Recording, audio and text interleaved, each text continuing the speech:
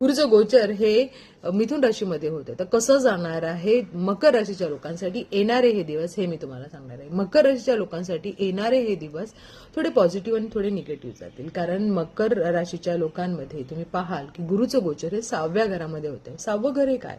6वं घर शत्रूचं आहे, रोगराईचं आहे आणि कर्जाचं आहे. जेव्हा गुरुसारखा शुभग्रह 6व्या घरात येतो तेव्हा इथे तो प्रमोट करतो व त्यामुळे स्वतःची काळजी घेणे फार गरजेचं आहे. काही गुप्त शत्रू ऍक्टिव्ह होतील, त्यामुळे तुम्हाला मानसिक त्रास होईल. त्याचाही तुम्हाला स्वतःची काळजी घ्यावी लागेल, शांत राहावे लागेल आणि योग्य चांगले गोष्ट तुम्हाला करावे लागतील. नाहीतर जर तुम्ही गुरुला समजलं नाही, गुरु हा सात्विक ग्रह आहे, एक चांगला प्लॅनेट आहे.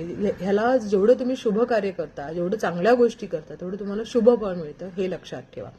त्याचबरोबर याची 7वी दृष्टी 12व्या घरामध्ये पडत आहे. तर 12वं घर हे कशाचं आहे? तर 12वं घरचं खर्चिक आहे, तुमचं ट्रान्सफर होऊ शकतं तुम्हाला.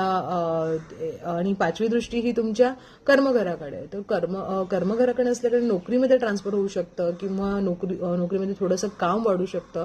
आणि जर शुभ गोष्टी जर केल्या, चांगल्या गोष्टी, चांगलं कर्म केलं तर प्रमोशन सुद्धा दाखवतं, नवीन नोकरी दाखवतं आणि त्याचबरोबर चांगल्या गोष्टीही होतील. पण पुन्हा एकदा सांगेन, गुरु हा ग्रह शुभ आहे. सत्य कर्म करणं, चांगलं कर्म करणं हे फार गरजेचं आहे, तरच गुरुला तुम्ही समजू शकता.